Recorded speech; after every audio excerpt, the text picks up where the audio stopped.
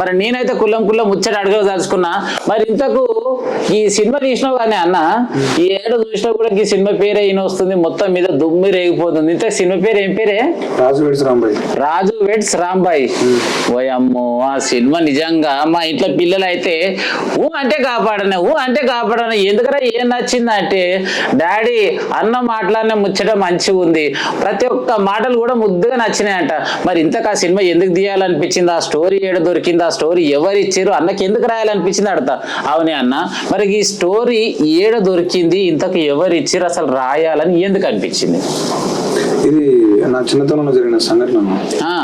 So అది నాకు జ్ఞాపకం ఉన్నప్పుడు జరిగిన సంఘటన. అంటే మా కాడ కాదు, దూరం, కొంచెం దూరం. సో ఒక 50 కిలోమీటర్లు అట్లా దూరంలో. అప్పుడు దాన్ని నాకు సినిమా ఇండస్ట్రీకి వచ్చినప్పుడు ఆ కథ ఏదైతే రాసుకోవాలన్నా ఫస్ట్ కథ దీనికైతే మంచిగా ఉంటుంది అనుకున్నప్పుడు ఈ ఐడియా వచ్చింది. అరే ఇది మంచిగా ఉంటుంది కాబట్టి కొంచెం ఫ్రెష్ ఉంటుంది, సో మనం అది పెడదాం, దాంతో కథ రాసుకుందాం అని చెప్పేసి రాసుకున్నాను.